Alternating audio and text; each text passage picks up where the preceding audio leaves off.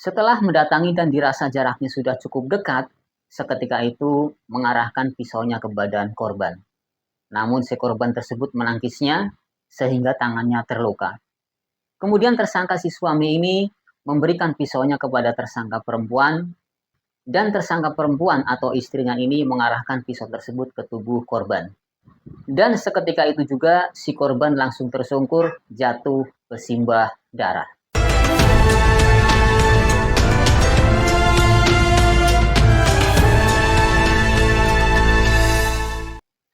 Assalamualaikum warahmatullahi wabarakatuh. Halo semuanya, selamat datang di channel Arwan Insight. Pada kesempatan kali ini, saya akan menceritakan kembali sebuah kasus yang terjadi di Jalan Utama Perumahan Talaga Bestari, Tangerang. Kasus ini cukup menyita perhatian masyarakat sekitar, di mana kejadiannya di tempat umum dan waktunya itu bisa dibilang waktu yang ramai. Informasi ini saya dapatkan dari beberapa sumber berita. Kemudian saya merangkumnya sehingga didapatkan kesimpulan kejadiannya seperti apa yang akan saya ceritakan setelah ini. Jika kamu mendapati informasi ini kurang lengkap, ada salahnya, silahkan koreksi dan tambahkan di kolom komentar. Cerita ini berawal pada hari Senin 7 Oktober 2024 pada maghrib di Jalan Perumahan Talaga Bestari, Tangerang, Banten. Jadi, di sisi jalan tersebut ada sebuah tempat pemakaman umum. Dalam banyak berita, TPU tersebut adalah TPU Kampung Sarongge. Nah, di situ itulah ditemukan sesosok tubuh pria tergeletak yang sudah berlumuran darah. Karena tempat tersebut adalah tempat yang ramai, jalan utama yang menghubungkan antara Balaraja dan Pasar Kemis, dan kejadiannya pun masih terbilang sore, maka tidak lama kemudian tempat tersebut dipenuhi oleh warga yang ingin melihat lebih dekat.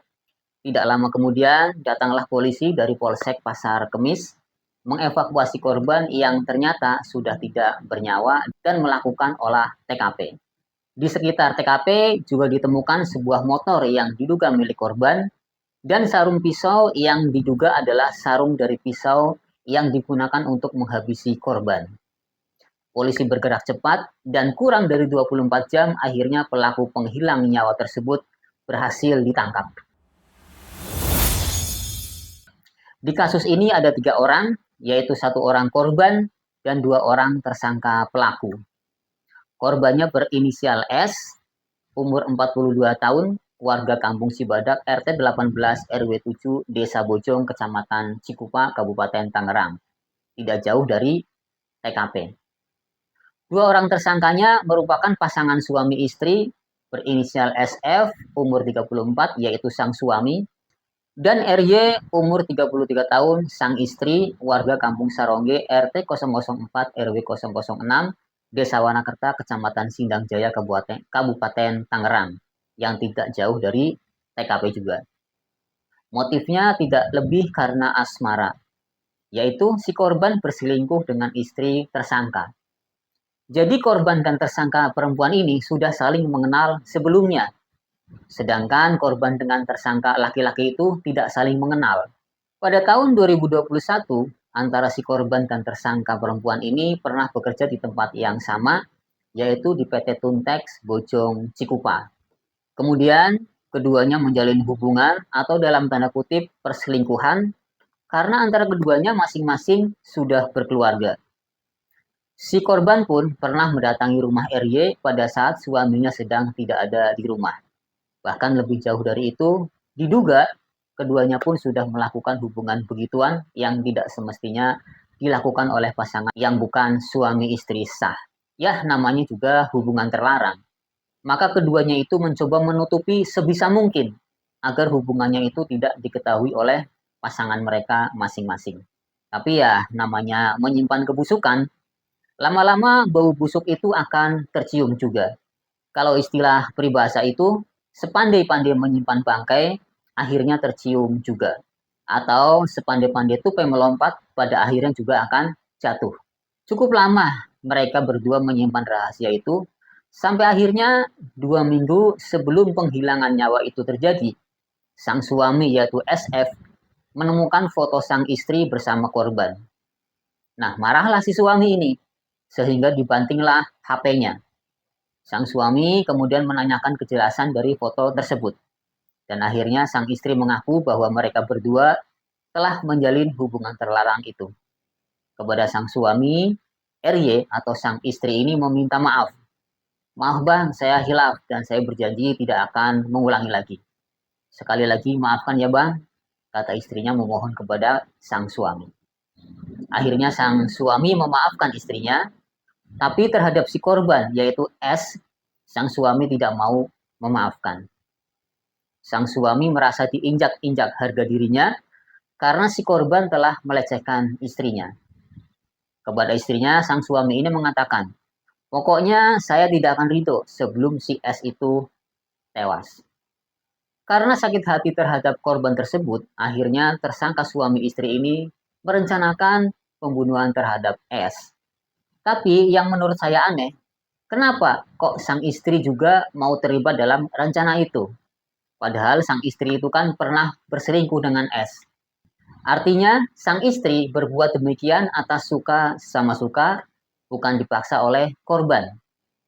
Kalau dia berselingkuh, artinya sang istri pun pernah punya rasa terhadap korban. Seharusnya secara naluri, dia akan menolak rencana pembunuhan tersebut.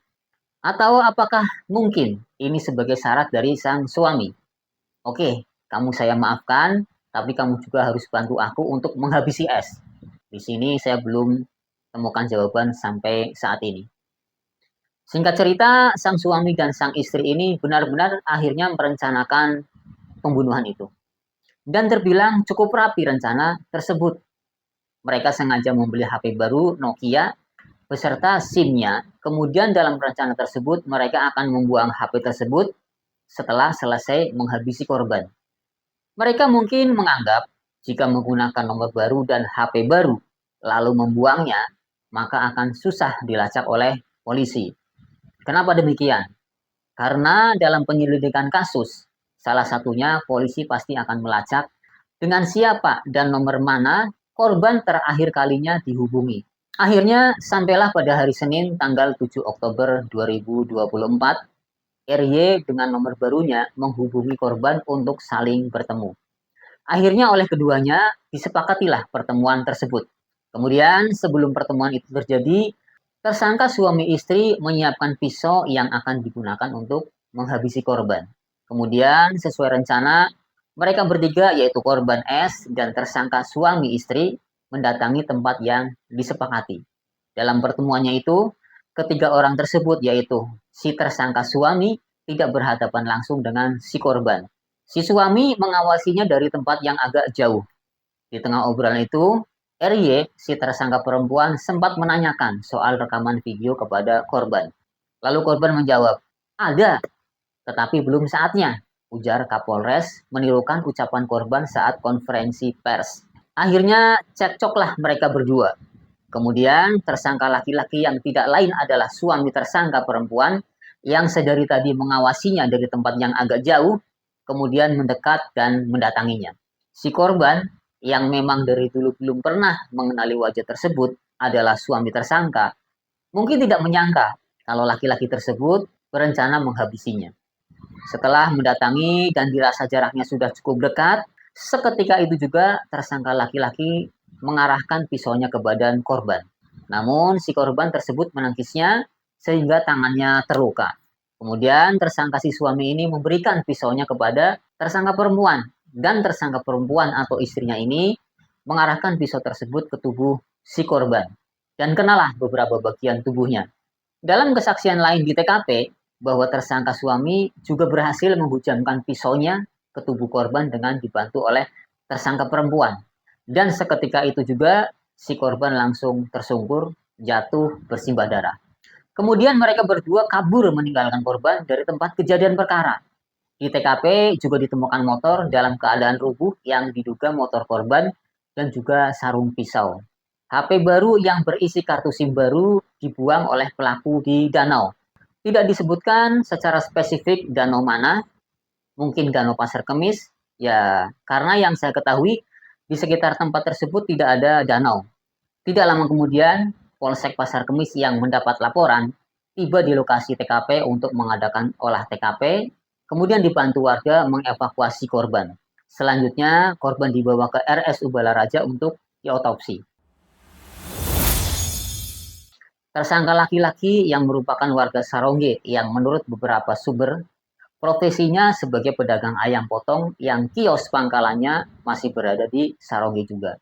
Dalam pelariannya ternyata tidak jauh atau belum jauh dari kampung Sarongge. Meskipun sempat berpindah-pindah, akhirnya si pelaku laki-laki ditangkap tim gabungan Satreskrim Polresta Tangerang tanpa perlawanan dalam waktu kurang dari 24 jam di tempat persembunyiannya di sebuah tempat di kampung Sarongge. Lain lagi dengan tersangka perempuan. Dia ditangkap di tempat yang berbeda di kampung Sarongge juga. Berdasarkan hasil penyelidikan, kedua tersangka ini diduga melakukan pembunuhan berencana dan dijerat dengan pasal 338 KUHP dan atau pasal 340 KUHP dengan ancaman pidana mati atau pidana penjara seumur hidup atau selama waktu tertentu paling lama 20 tahun. Pelajaran yang bisa diambil di sini, yang pertama, tetap jagalah kesetiaan terhadap pasangan. Hindarilah sekecil apapun hal-hal atau perbuatan yang bisa mengarah kepada perselingkuhan. Tidak ada hal yang besar yang terjadi tanpa diawali hal-hal yang kecil. Ketika seorang suami mengetahui istrinya berselingkuh, atau sebaliknya sang istri mengetahui suami berselingkuh, hatinya akan terluka. Dalam keadaan terluka, biasanya seseorang akan susah untuk mengontrol emosinya. Dari sinilah semuanya bisa terjadi. Dari mulai mencelakai diri sendiri sampai mencelakai orang lain. Yang kedua, tetap jagalah emosi kita dalam kondisi apapun. Tentunya hal ini hal yang tidak mudah. Saya atau Anda mungkin akan mengalami hal yang sama, susah mengendalikan emosi ketika masalah tersebut mendatangi kita. Di satu sisi, kita sebagai suami mempunyai harga diri, dan kita akan terusik jika harga diri sebagai suami dilecehkan oleh orang lain. Tapi ingat, mempertahankan harga diri yang terlalu over, yang kemudian tindakannya mencelakai orang lain, atau lebih ekstrim lagi, membinasakan orang lain yang melecehkan kita, maka kita akan berhadapan dengan hukum. Dan ujung-ujungnya, kita juga yang akan rugi. Rugi dua kali. Rugi dilecehkan, dan rugi juga dipidana. Oke, baik sahabat Arwan Insight, sekian dulu apa yang saya informasikan hari ini. Terima kasih. Assalamualaikum warahmatullahi wabarakatuh.